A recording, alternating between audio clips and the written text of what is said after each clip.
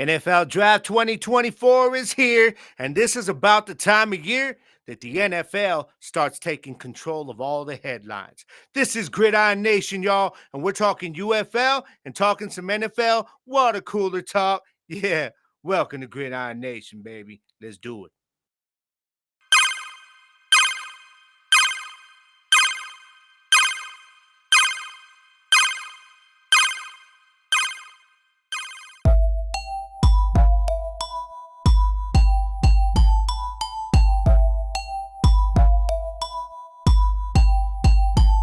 It's time I get in the game, forget the money and fame. Stay ready, making sure that they remember my name. I got a hunger inside when the numbers are tied. Yo, I'ma turn it up a level, never will be denied. I got them back on their heels, about to have me a meal. Not Zeke, but I'ma eat the way I'm seeing the field. Take out the competition, they'll remember the name. The wicked one I always bring it, got my head in the game. Now it's on.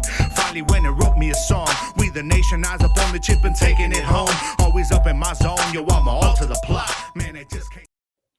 Yo, what is up, familia? Welcome to another episode of Gridiron Nation Podcast, y'all.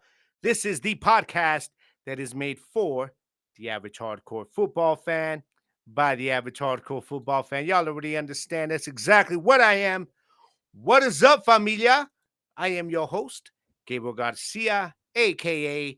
the wickedest one, the wicked one, y'all. I hope you guys are out there having a good week. Start to your week, out there feeling good, living well, and most definitely living blessed, man. I am because I got my AC going now up in my studio, and I'm just working on the backdrops now. I got everything else done, man. So I'm good, man. I'm feeling good. I'm feeling hype, man. And it is draft week in the NFL.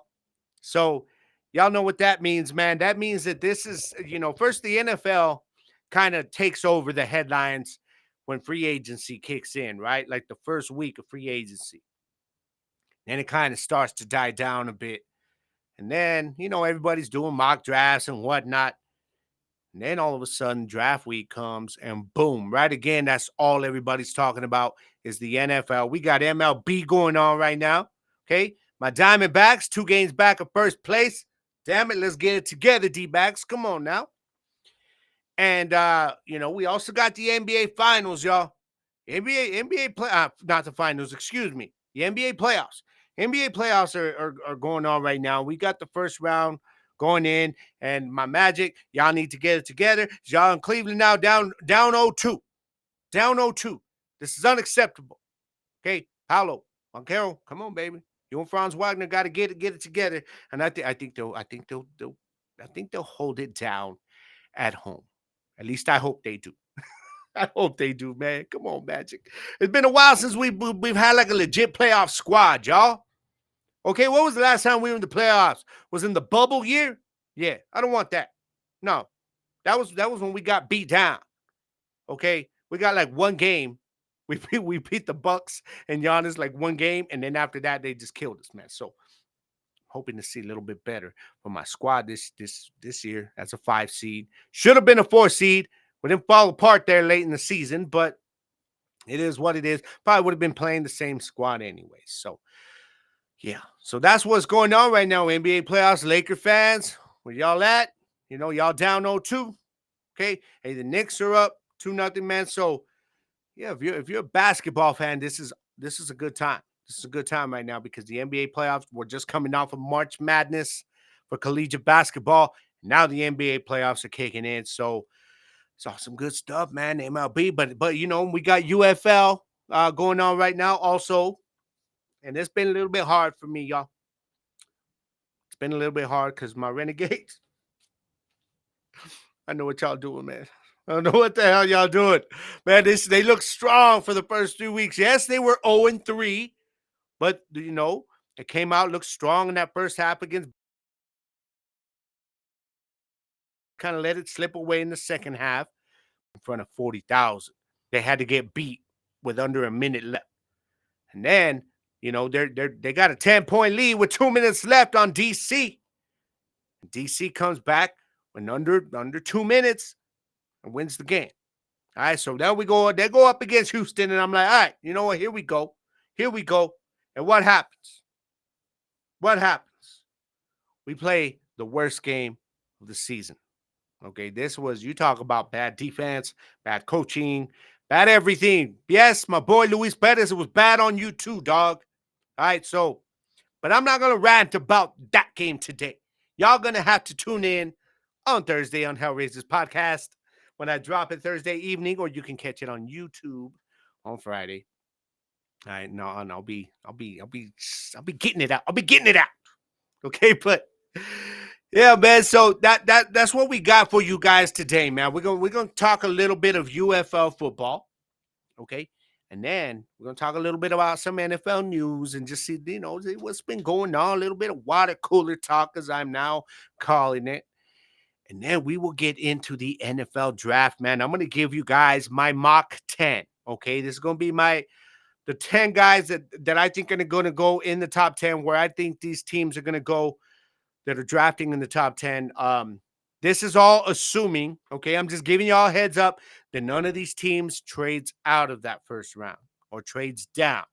Okay, I'm gonna do my mock as if they are drafting players. Okay, because I know Arizona's been talking about that their pick is it's for sale if you want it, but they're probably asking like 2, 3 first round picks, and they're out they damn mind. All right, but that's okay. That's okay, man, because somebody's gonna probably take it. Okay, there's gonna be draft day trades, y'all. Could we see another receiver drafted?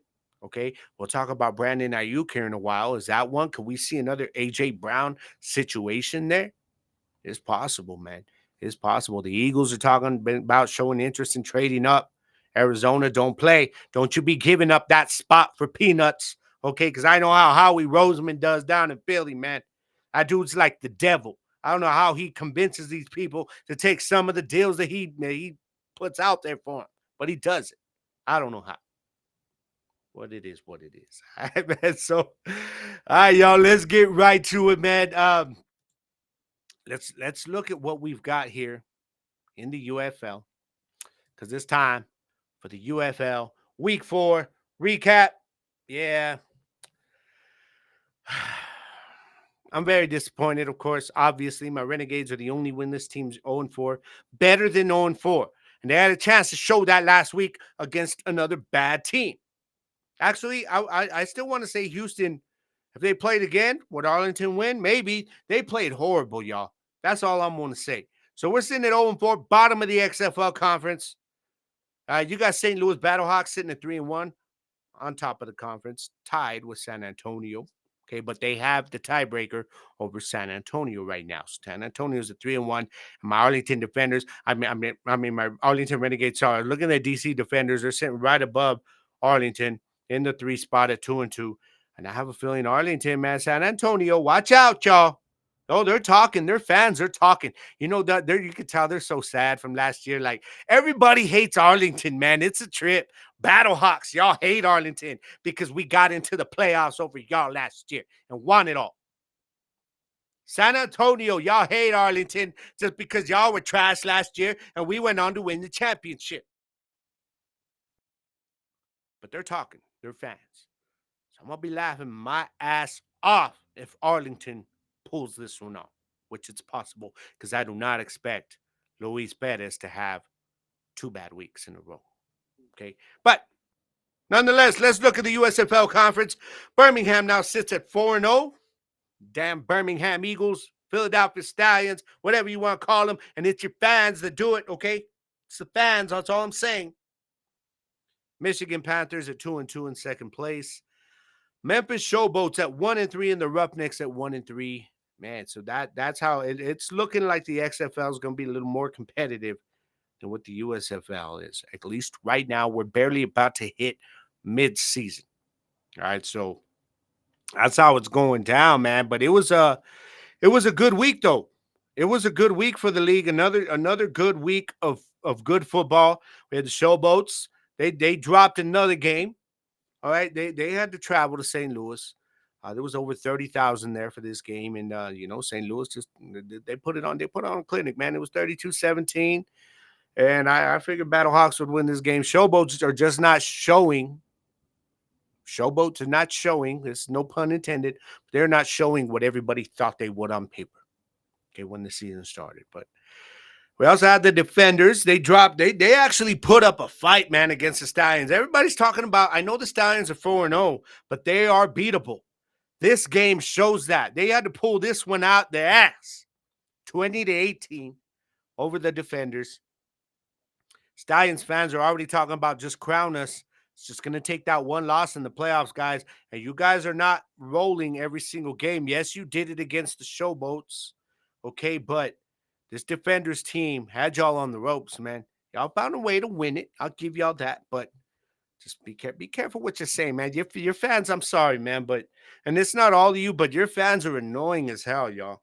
And it's okay to be confident and be happy, but y'all been like this since the offseason. And it's going to be funny as hell if y'all go unbeaten and then lose in the postseason. Because you know everybody's going to be against you. You got the target on your back. That's all I'm saying. But they are a solid team, man. Very good team, obviously. Panthers put up 9 points, and it was not enough because the Brahmas put up 19. All right, Brahmas won that game 19-9 against the Panthers. And then, of course, my lowly Renegades losing 17-9 to the lowly Roughnecks. So, man, I don't know, man. I don't know. But like I did tell y'all, this Saturday, we do have this. It's another one of those situations. I don't know why the UFL is doing this. I get it. By the time the merger went through, it was late scheduling, all this stuff. But they've got 2 Saturday games at the same damn time.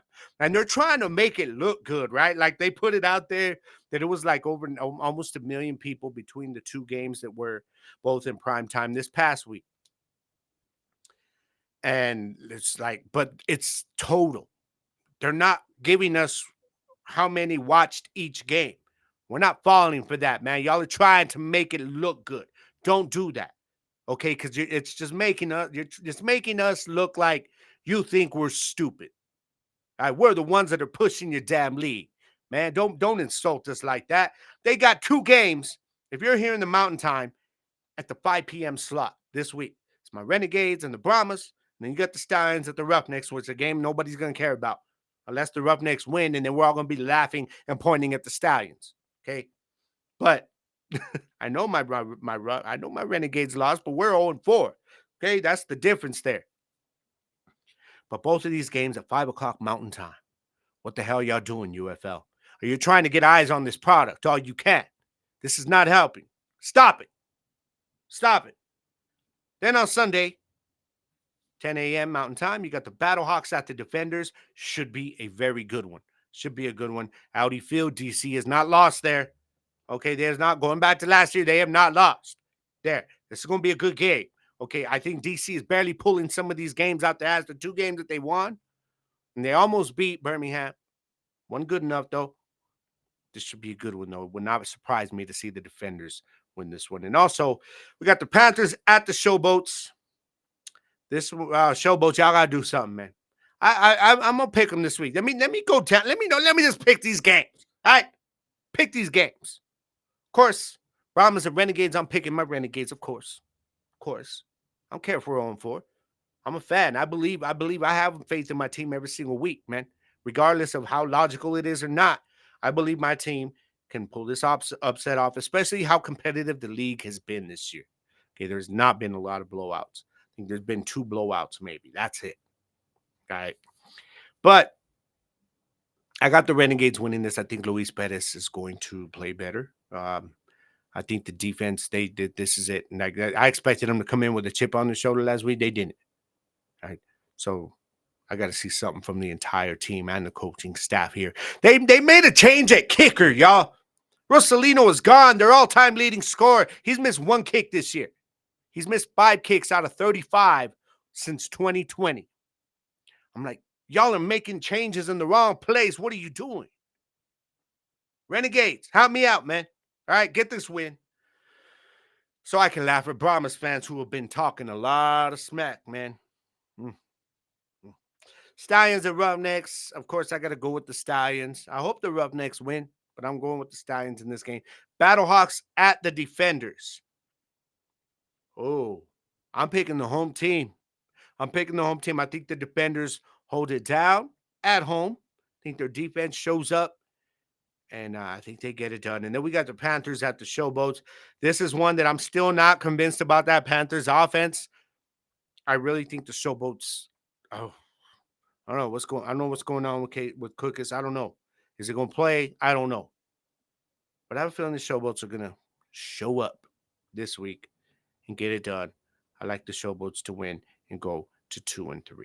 All right, so y'all hit me up on the social medias, man. If you disagree, if you don't know what I'm talking about, and you're a football fan, you need to be watching the UFL. Okay, this is some good football, guys. The games, like I said, there's been like 2 blowouts this season. Okay, we're going into week 5. So, I mean, that's pretty good right there. These games have been close. They've been very competitive. So, man, y'all just need to just, show up, man. Show up, all right? Because like I said, you show up on TV. If we can get y'all to watch, we're getting a season 2. And if that happens, then it just starts picking up after that. I think we got to get to a season 2, maybe 3, and then we can start saying, okay, this is going to stick around. But I need you guys that don't normally watch spring football, give it a chance, okay? And I know there's been a lot of talk about the lack of fans in the seats. If you're not watching the St. Louis game, I get it. But the product on the field is good, guys. And that's the problem is we're trying to do our part. People like me using my platform to get y'all interested in this stuff, man. It's good football. It's competitive football. A lot of these guys have been in the NFL. A lot of these guys were very good in college. They're trying to find another way, another path to the NFL or back to the NFL. Some of these guys are happy where they're at. All right. So they're playing at a high level, but it's good football. So y'all be sure to check it out. UFL Week 5 coming up this weekend. Again, I've got Arlington beating San Antonio. I've got Birmingham beating Houston. I've got DC holding it down at home against St. Louis in a close one. And I got Memphis winning a low-scoring game at home against Michigan, y'all. So y'all let me know what you got going on, all right? And we will talk about it. Yeah, we'll talk about it. Now, before I get into my NFL talk, this is brought to you courtesy of the Fuel Network, baby. That's the network is for fans, baby. It's for sports fans. You know what I mean?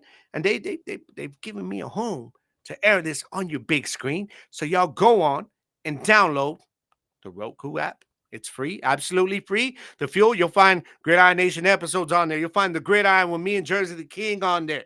Okay, you'll find the episodes of Hellraiser's podcast on there, and you'll find just a lot of different podcasts on there. The Bottom Line, you're gonna, the boys are gonna be on there. B-Hawk Live, all these, check it all out, y'all. It's all free. Good podcasts, good shows, and they're gonna be bringing a lot more new things coming up, going as we get into the year a little bit more, and looking ahead to 2025. Fuel Network, y'all jump on now. Okay, so I don't have to sit here and say I told you so after it's already blown up. All right, this is the time that you want to get on and support the Fuel Network, y'all. So if you're watching on Fuel, I appreciate you. Okay, and if you're not, going and download it. It's also available on all Amazon devices like your Fire Stick and whatnot, y'all. So go on and check it out. But speaking of Fuel, yo, we got to pay some bills, y'all. So Gridiron Nation, we'll be right back, y'all. Don't go nowhere. Same great taste.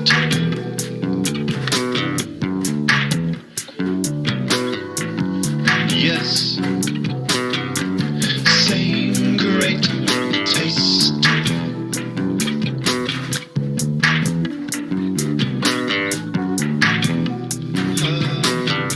Same great taste. In the game, forget the money and fame. Stay ready, making sure that they remember my name. I got a hunger inside when the numbers are tied. Yo, I'ma turn it up a level, never will be denied. Houston, we've triumphed. I've made it back to Earth with the cargo intact. The game-changing, time-sensitive payload is none other than the revolutionary energy flavor we've all been waiting for.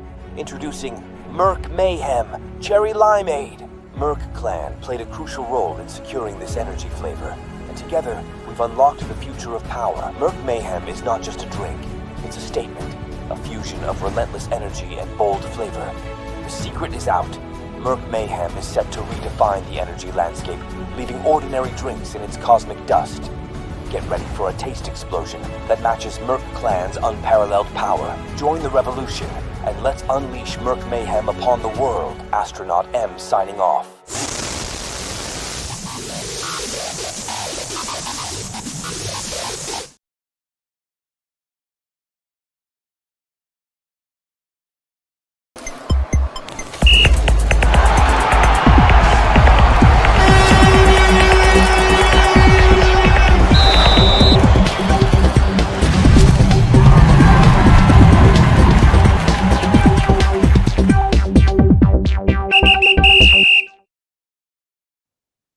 Welcome back to Gridiron Nation Podcast, episode 101, baby. I love saying that, man. To have been able to get this far, it's something I'm very proud of. Hopefully, you guys watched episode 100 last week. If not, it's going to be up on Fuel Network. Y'all can catch it on there, or you can catch it on my YouTube page, and I'll give you all my socials here in just a little while. Or you can just search it up on YouTube, man. Gridiron Nation Podcast. It's there, along with my Hellraisers podcast episodes. Episode 100, I was able to bring on my boy Jerzey Tha King, special guest, and also special guest JP. What up to my dog JP out there? Finally, it was a long time coming getting him on, and we were able to talk about a little bit of Giants football and talk about some off the grid stuff. With that we had some fun with a topic about superheroes and stuff, man. So it was a lot of fun, man. We had some laughs. Y'all go on and check it out.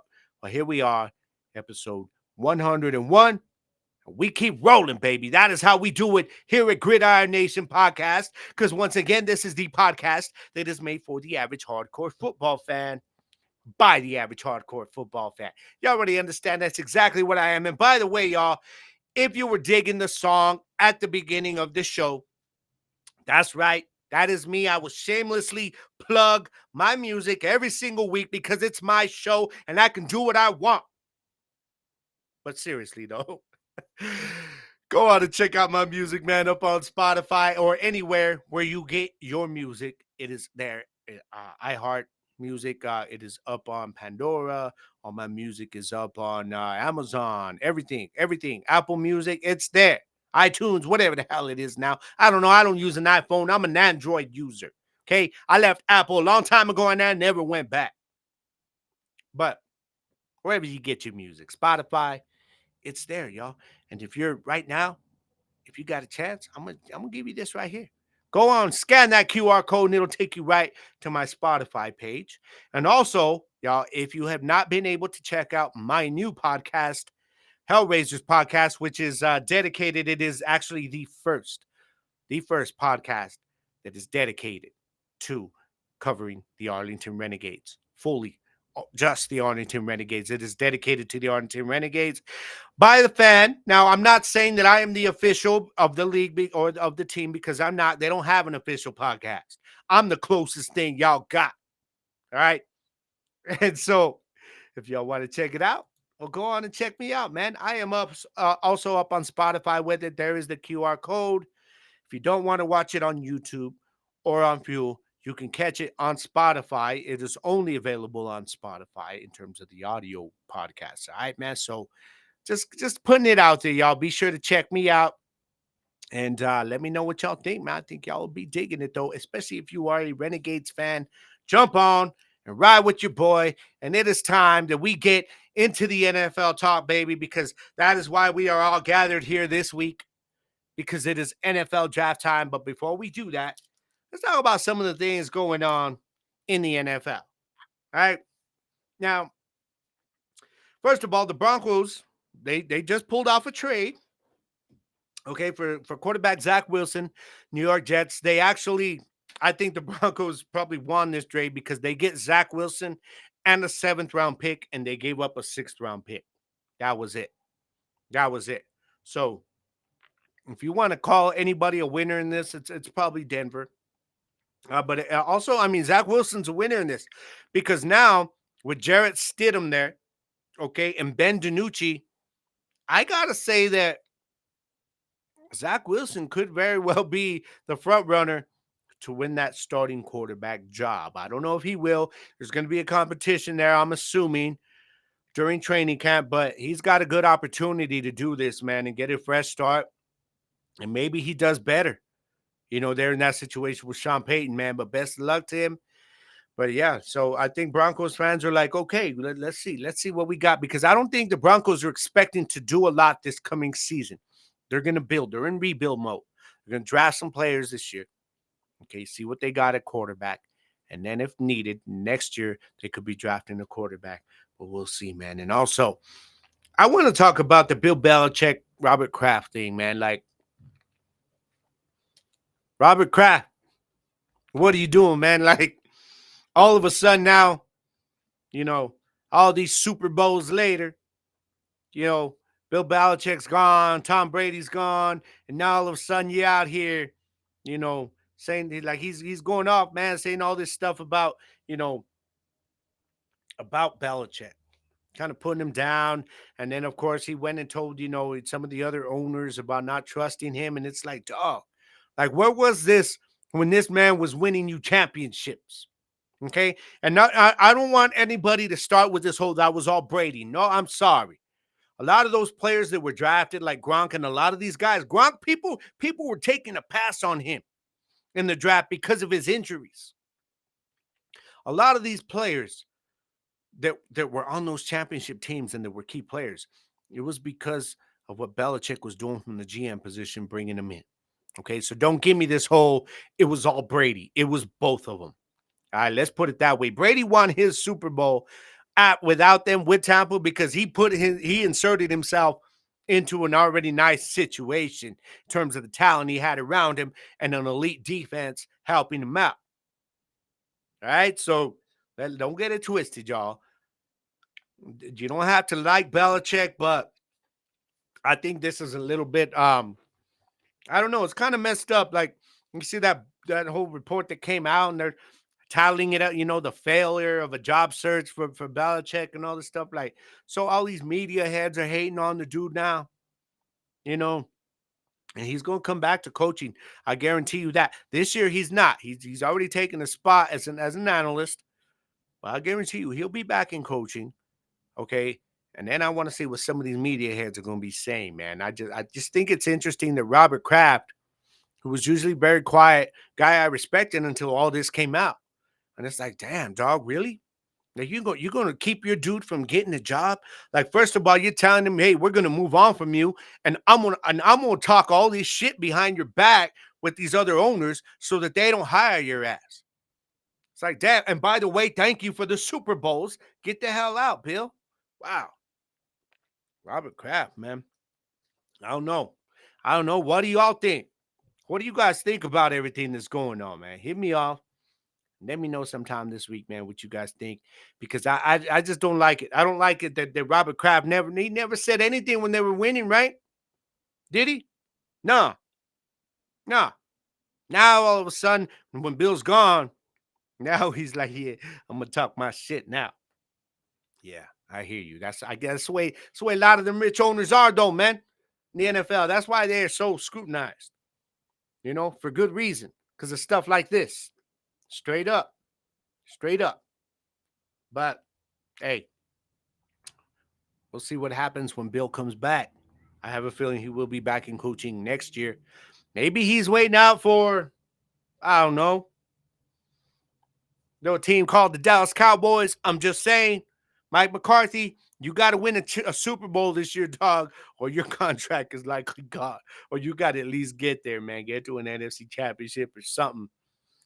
But I think Bill may be waiting on that. He also talked about that he wouldn't mind coaching the Giants, which is very interesting because I don't think the Giants are having coaching issues. Just my opinion. I like Brian Dable, man. I think he's a great coach. The players play hard for him. Okay, they just got some situations going on there player-wise. But, yeah, so I don't know. Bill Belichick, though, I wouldn't mind him in Dallas. Straight up. Why not? Why not? We need some discipline down there with this squad. That's all I'm saying. Let's move on, baby. It is time.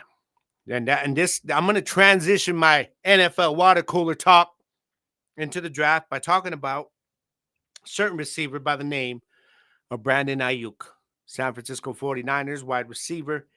You can call him the wide receiver 1 or 2. I don't know, because I think he plays more like the wide receiver than what Debo does, although Debo is just such an important piece of that offense. But there have been talks where he's talked about trade. He's, unfollowing the team. Like when you do it on social media, isn't it crazy? Like if you unfriend me on social media or there's an unfollowing going on, that's like me breaking up with you or you breaking up with me. And that's the way it is with players. That's why it's like all big news when it happens. They're like, oh, Brandon Ayuk stopped following the 49ers page. Damn, how do y'all know this though? I don't they got like millions of followers, I'm assuming, on Twitter. Was it IG? I don't know. But I really wonder what they're gonna do with this dude, man. He wants a new contract. He does. The problem here is they're looking down the field past this year, because after this year, the 49ers have got to start looking at re-signing their quarterback, Brock Purdy. All right, and he is going to get paid. I'm going to tell you guys that right now, because if they don't want to offer him what some other teams are going to want to offer him, he'll be gone. So this is where the 49ers, where their situation becomes a little bit troublesome for them, because they paid Debo, okay, and now they're like, well, we like you, Ayuk, but we got to think about our quarterback after this season. So the reason I transitioned this into the draft talk is because I really have a feeling that we could be seeing Brandon Ayuk as a possible trade candidate during the draft. Another A.J. Brown situation, we could be seeing that, man. Oh, man. A lot of teams would love to have a Brandon Ayuk on their squad. I'm going to tell y'all that much. And I feel like after the first day of the draft, Niners are going to see what they're able to get and who's dropped down to the second day. And that night, if it doesn't happen on day one, they might not be over in terms of them having him on the trade market. They'll listen to offers for day two. If there's somebody out there they see, if they can draft it, because it's a very wide receiver heavy draft this year. A lot of good wide receivers on the back end. A lot of guys that could be very good wide receiver 2 caliber, in my opinion, that are in this draft. So they could be looking that way. Who knows? But I really believe that they are going to be open to trading Brandon Ayuk if they can, if they feel they can get somebody in the draft to fill his shoes, to play on a rookie contract for a couple of years and do what he does, which ain't going to be easy, because Brandon Ayuk was last couple of years has been very good, man. Very consistent. He's just been very good. Very good compliment to that in that past game, to what they got going on with the run game and Debo Samuel and McCaffrey. So I think y'all got to pay him. I've talked about it ever since free agency, that how the Niners didn't make a lot of moves, but they didn't have to, because they are the standard in the NFC right now. But if you lose Brandon Ayuk, I'm sorry. That hurts. That hurts. And yes, it's not like you're losing Debo or McCaffrey, but Brandon Ayuk to me is now the third most important player on that offense in terms of the weapons that Brock Purdy has. Yes, you have George Kittle, but I'm still all in more than I would be on Ayuk than I would be on George Kittle in terms of the playmakers on this offense, because Brandon Ayuk be showing up every game. George Kittle, some games he's just where is this dude? Did he even show up today? He knows what time we're playing at, right? It's the third quarter already, dog. Make a catch. And then the next week, Kittle's out there going off. But y'all get what I'm saying, though. Brandon Ayuk has been the one constant in that pass game for the last 2 seasons, man. So if y'all don't pay him, okay, trade him. But I do think you take a step back if you do that. How big of a step back on that offense, I don't know. But it is going to be a step back. That's the way I feel about the whole Brandon Ayuk situation, man. But yeah, let me know what you guys think of that, man. Bobo, brother, let me know what you think, man. I tried tagging you, dog, on Twitter the other day, bro. Didn't even respond. Come on now. Come on. And it was about IU too, man. So let's get into this NFL draft talk, y'all. I'm going to give you guys my top 10, okay? And who I think they're going to draft. This is all assuming, like I said at the top of the show, that these guys are not going to trade down, okay? They're not going to trade that pick. So let's get rolling, y'all. And let's start right at the top. Y'all already know I've been saying it, man. I told y'all this. I told y'all the Bears were going to go after Caleb Williams before even they traded. I was saying it all during the college season. So it was way before Justin Fields got traded. There was a lot of people saying, no, Marvin Harrison. No, I'm like, no. They're going after Caleb Williams. And you know what? I really hope Caleb Williams, I hope this dude has a hell of a career. Because there is so much hate for this dude that is really unfounded, man. Like, people hear one person say, oh, he's a diva. So then that person says, oh, you know what? I don't like him because he's a diva. Really? And I tell them, tell me why he's a diva. And it's like crickets. No one can really say anything. Then they say, well, because he didn't do all this stuff at the combine. Really? There's a lot of players. How come y'all ain't hating on Marvin Harrison Jr. for that? He didn't even, Marvin Harrison Jr. not only didn't do anything at the combine, but he didn't even show up to his pro day. He didn't show up to the combine meetings that he had scheduled. And not a peep. Not a peep. All y'all haters on Caleb Williams, man. Y'all need to stop being hypocrites, okay? Keep the same energy for all the players. Don't just pick and choose because it's the cool thing to hate on Caleb Williams online, on social media, because all your little homies are doing it online. And now I got to hate the dude and call him a diva, even though I don't know why. That's what y'all sound like. Y'all sound stupid when you cannot back it up. Caleb Williams, I think, has the potential to be a great, great NFL quarterback. He's an elite talent coming out of college. Will that transfer to the NFL? I think it will. I think he has all the tools. I think he's played in the pro system already, and they have him set up in Chicago, especially if they can get one or two of these draft picks, these rookies this year to hit. It's going to be on. It's going to be on. Brought in Keenan Allen. You got DJ Moore there. They got a solid running group. I think they will add to their defense here. But I think, of course, Chicago, I think we all know Caleb Williams will go number one. Now, that really means that Washington is on the clock, right? Because we all know who Chicago's taking.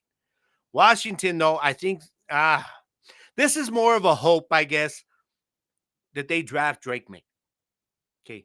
I think Drake May, I'm not sold on this dude being what everybody thinks he's going to be. Now, do I think that the problem here is I don't want them. I want them to draft him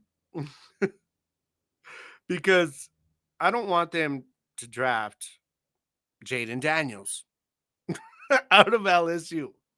Please don't draft Jaden Daniels out of LSU because Jaden Daniels is the guy that I think is going to be the other quarterback in this draft outside of Caleb Williams.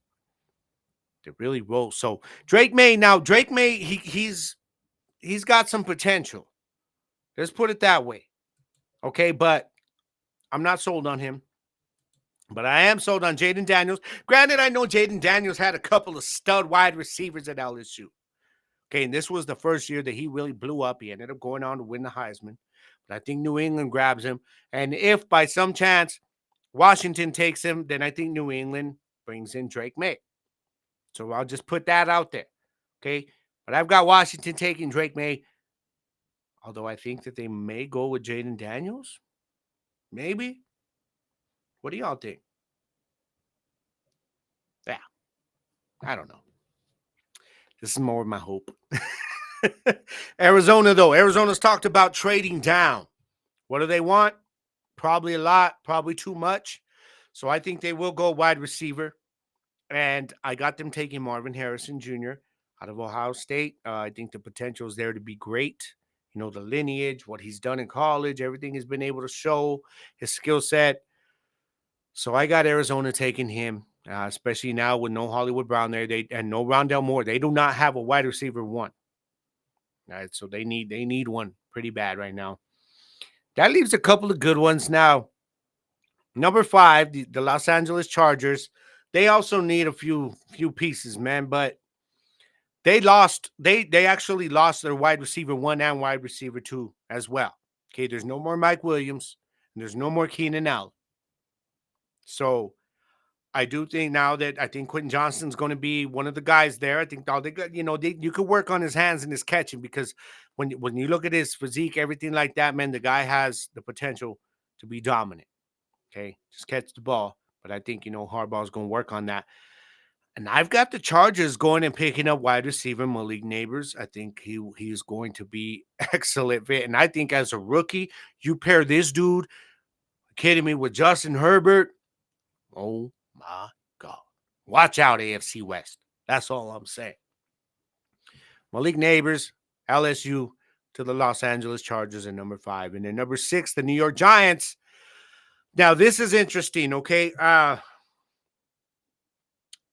Romeo Dunze, I think they go with him, with Romeo, because they really do need a wide receiver 1. They have no wide receiver 1. You've got Jalen Hyatt, but Jalen Hyatt's that speedster who's going to stretch the field. He's going to make a good wide receiver 2. Okay, maybe even in the slot. All right, if you can get Wan'Dale Robinson to stay healthy, one of those guys, that's going to be kind of where you got your wide receiver 2 and 3. But you need that wide receiver 1, man. I think that Romeo's going to be able to do it for him. If they can get him there, he's a possession receiver. Okay, he's not that guy who's going to break off real quick and just be able to get so much separation off his speed. That's what Jalen Hyatt can do. Okay. What Romeo does is he's that possession guy. You throw it up for him, he's going to go and get that ball. What he is so good at doing is his body control. His ability to twist and turn on a dime. When he's got to go up for a contested ball in tight coverage, it's very good. His route running is very good. The guy is very smart on the field. He knows how to read what his DBs are doing against him. And he is also very good at positioning his body to where only he's going to be able to get the ball for those jump balls. You need a possession receiver. I think he's capable of being your wide receiver 1. You've already got Jalen Hyatt as your speed guy. You got Wan'Dale Robinson. If he could stay healthy, we know what he can do. So this is why I think the Giants will go. But I brought this up to JP. JJ McCarthy. And he made a good point, man. He says, that's just a shorter version of Daniel Jones. And I thought about it for a second, and I was like, oh, damn it, bro, you are right. I think he's right. I think a lot of people are higher on McCarthy than I am. But I think if the Giants take a quarterback, do they go after McCarthy? Because if you're going to take one, I think like a Michael Penix and Bo Nix are going to be there in the second round. I think they will. So it's a very quarterback-heavy draft. Okay, so there's going to be options there. This is why I think they take a receiver at 1 in the first round. And then maybe in the second round, you can grab you a quarterback. We'll see, because there's still the option. They could be going after Fuaga. Okay, offensive tackle out of Oregon. Maybe that's who they take at number 6. Okay, going with wide receiver, Romeo Dunze out of Washington, but keep an eye on maybe quarterback, and maybe Fuaga out of Oregon. They take him at number 6. Now we move on. We move on to 7 and 8. Number 7, I got Tennessee taking offensive tackle Joe Alt. Guy's a monster out of Notre Dame, and they need it. They need that help up front. So especially because you've got your young quarterback, man, Will Levis now. He's going to be your guy going forward. They know this now. Get him some protection, all right? You brought in Tony Pollard.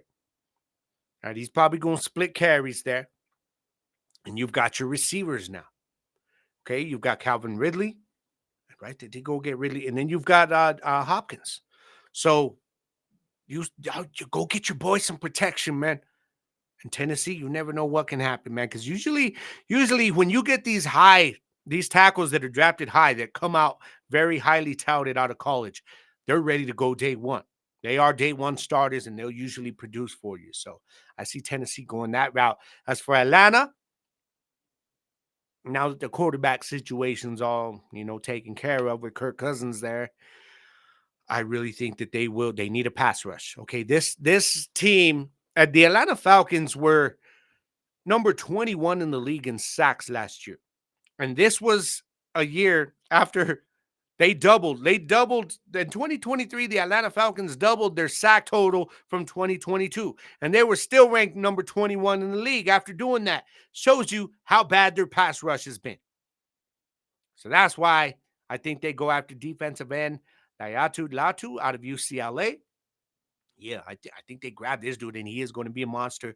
I think he's going to be big for him if they draft him or whoever drafts him. But I got Atlanta taking him because they need a pass rush, and this dude can do that. He can solidify that for them, at least from one side. All right, now let's jump. Yes, this isn't a typo. Chicago Bears got the 9 pick. All right. They got two top 10 picks, man. Well, the number 1 pick actually comes courtesy of Carolina. They're like through the DJ Moore trade, and it was like a few teams, and it was like, how did that happen? I don't know. But Chicago Bears now, I think by bringing in Keenan Allen, and now that they've been, we know they're going to grab Caleb Williams, this gives them an opportunity to solidify some pieces on that defense. Okay. Defensive end Dallas Turner out of Alabama. Perfect fit there. He's going to bring that pass rush. It's going to bring them something on that defensive line that they've been missing since Khalil Mack left. All right. So that's who I like Chicago taking at number 9. Defensive end Dallas Turner out of Alabama. And then at number 10, to round up, this closes out my mock 10 of the 2024 NFL draft. I don't like doing mock drafts, but I'll do this on my final, show before the draft. New York Jets. Now, we look at what they've got, man. I know they still probably need a little bit of depth on wide receiver, but I think they can address that in the second round if they need to. That defense is going to be legit, of course, again. Okay, you don't need a wide receiver 1. You already got that locked in. You got your running back locked in. Okay, you got your quarterback. Do they go draft one? I think they can later, though. So I think why not? Tight end. Grab yourself a playmaking tight end. Brock Bowers out of Georgia is probably the best tight end in this draft, in my opinion. And I think the Jets grab him, add another playmaker, straight out as a rookie. He'll be a day 1 starter as a rookie, in my opinion, with Aaron Rodgers there. So that's why I like the Jets taking, man. So just to recap, okay, Chicago Bears taking Caleb Williams at 1. I got Washington taking Drake May at 2. I got I got New England taking Jaden Daniels at 3. And I don't know why I have the UNC thing there. I think that's because I was hoping that Drake May would get drafted by them, and we'll see. It may happen. It may happen. But I got Arizona taking wide receiver Marvin Harrison Jr. at 4. Got the Chargers taking Malik Neighbors out of LSU at 5. I got the Giants taking Romeo Dunze out of Washington, or maybe J.J. McCarthy. Who knows? Maybe they take Fuaga. Giants are up in the air for me. Okay, I've been going back and forth on this last few days. But I'm gonna stick with wide receiver for them, with Romeo going to them, man, and trying to solidify that wide receiver 1 spot because they haven't had one in quite some time. All right. And then number 7, I got Tennessee taking Joe Alt, offensive tackle out of Notre Dame. Number 8 pick, I've got Atlanta taking defensive end Latu out of UCLA. Don't make me say that again, please. Fast and try to make it sound natural. And at number 9, I got the Chicago Bears taking defensive end pass rusher Dallas Turner out of Alabama. And at number 10, I got the New York Jets taking tight end Brock Bowers out of Georgia, man. So that's what I got. I want to see how this plays out for me. We're going to find out. All right. As far as my Dallas Cowboys, though, man, when we look at their draft needs, y'all, for all my Cowboys fans, we need O-line and running back. To me are the two right there, right off the top. We need to get in our first 2 rounds, we have got to get an offensive lineman, be it guard, center, or tackle, and a running back in those 2 rounds that can start on day 1. The only running back I'm seeing that's going to be a starter on day 1 in this draft is Jonathan Brooks out of Texas. He could fall. I don't know if anybody's going to take him in that first round, though. That's the thing. But If Dallas waits to get him on the back end of the second round, he'll be gone. I see him going no later than early second round. So they would have to trade up for him. Now, when you look at what they could get on the offensive line, we need a center maybe. Okay. Jackson Powers Johnson. I've been so high on this dude. Y'all have seen me post about him, heard me talk about him, center out of Oregon. Jackson Powers Johnson, the guy is a beast. I think he's a day one starter at center. If he's gone, though, I mean, I love Graham Barton out of Duke. This guy is a guy who can play center, but he can also play tackle. That's very valuable. How they might take him over Powers Johnson if they're both there. I don't think they both will be. I think Barton may be gone before Johnson. I don't know because of his versatility. Okay.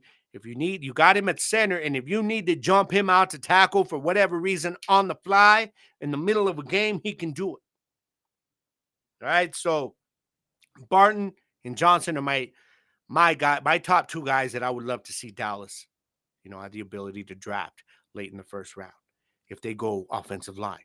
And then you've got, of course, I like offensive tackle Tyler Guyton out of Oklahoma. I think he's going to be a great one. He's another day one starter for me if we decide to keep Tyler Smith at the guard spot and draft a tackle. Okay. And then there's also offensive tackle Amarius Mills out of Georgia, who I like a lot. But then you've got another kind of guy who's very versatile. That's Talisa Fuaga out of Oregon State. He can play guard and offensive tackle. He's done both. Okay, so this is another guy that they may be looking at saying, okay, if we draft like somebody like him or Graham Barton, then we can play it out in training camp and see where we're going to need these guys at, either at guard, tackle, center, whatever. Because they some of these guys are very versatile that way. So that's what I'm looking at, okay?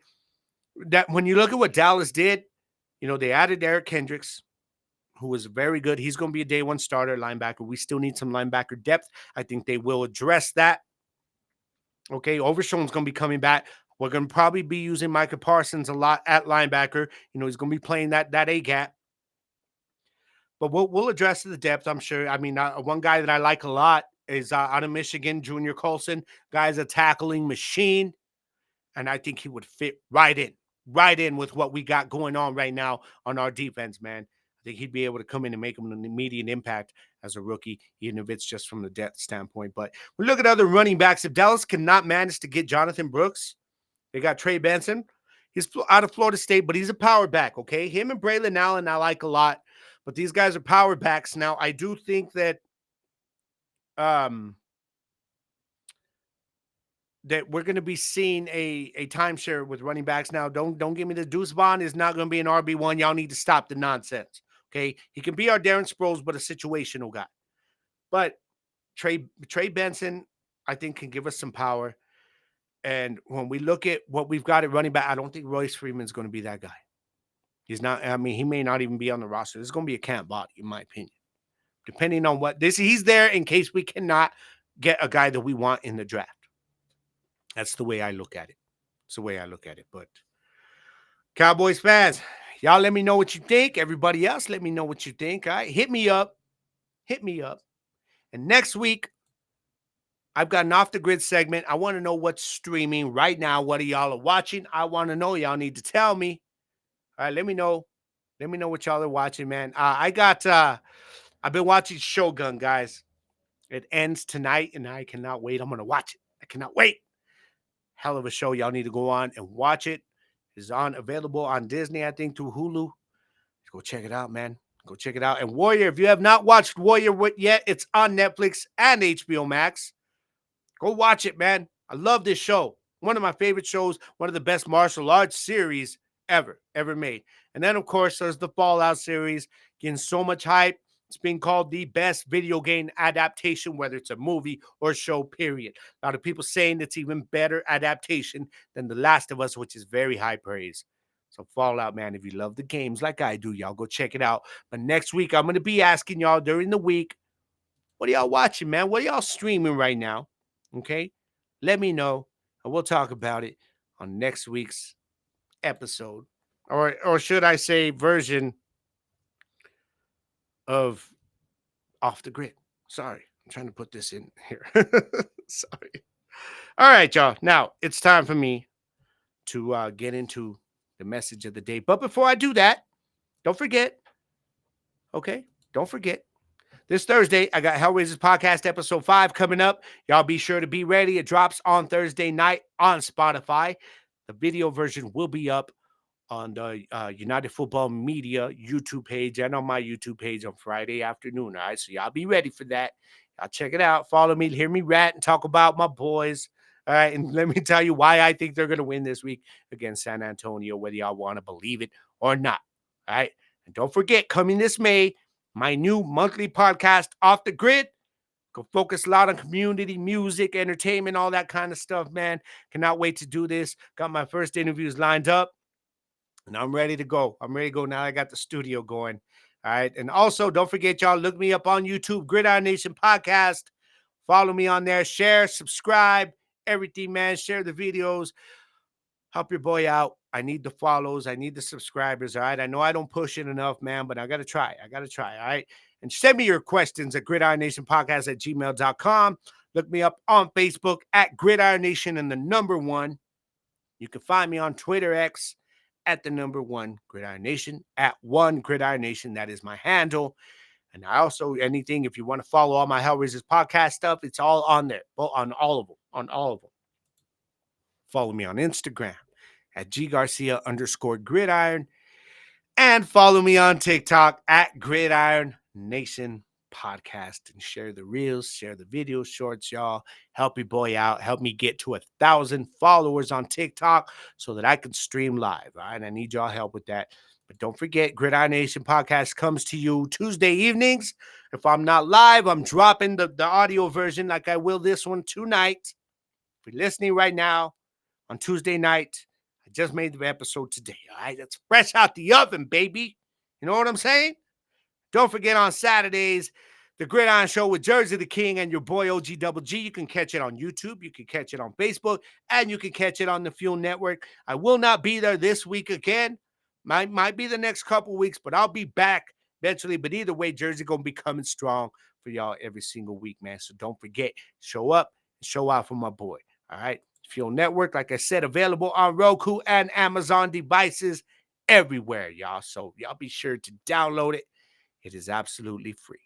All right. So now, before I close it out, got to go into the message, y'all. This week's message, toxic situations. Okay. Whether it's a relationship, whether it's work, whether it's a friendship, whether it's just something else, whatever it is. If you feel it's toxic and it's hurting you, man, you have to find a way to remove yourself from it.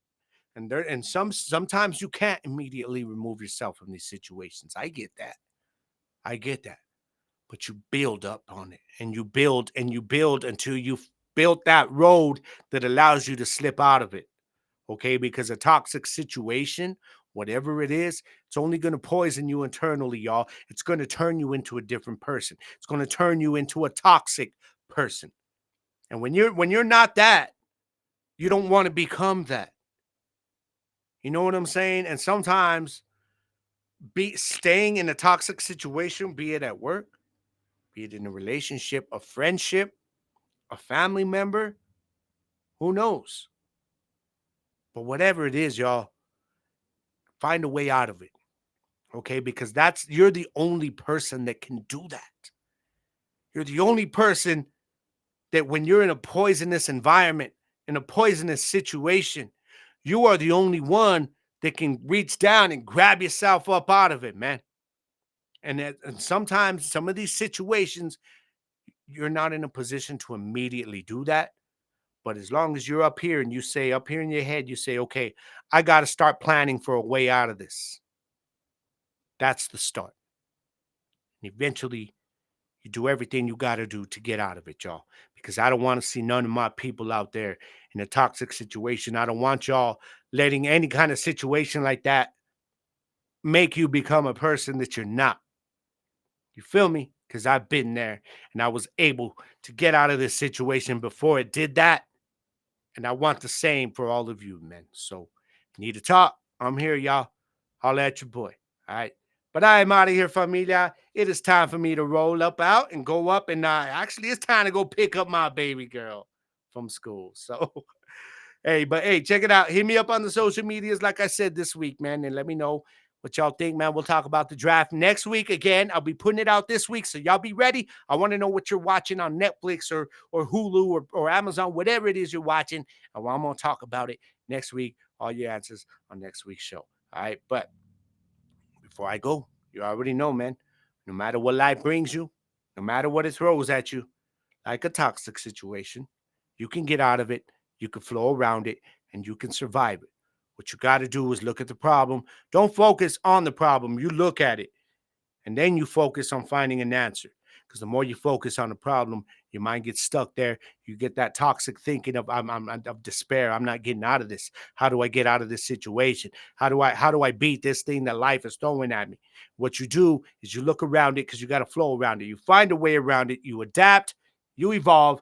Because in the words of the great Bruce Lee, what y'all got to do is be water, my friends. I am out, familia. I will catch you guys next week. For all my Hellraisers, I'll catch you guys on Thursday. Yeah, this is Gridiron Nation Podcast. Thank you guys for joining me on episode 101. We'll see y'all next week for episode 102, Gridiron Nation Podcast. Gabriel Garcia, I'm out, baby. One love. Peace. I'll be blowing up and booming like the 4th of July. The #1 draft pick, them has been till they past tense. Everybody wanna feel this glory I bask in. Getting antsy when they see my silhouette in the smog. Then you struggle with your breathing as I creep through the fog. Let's get it on. Gonna meet me up in the end zone. Before they know it, when they looking up and I've been gone. We hype tonight, a show up under the lights. Gonna bring it if we really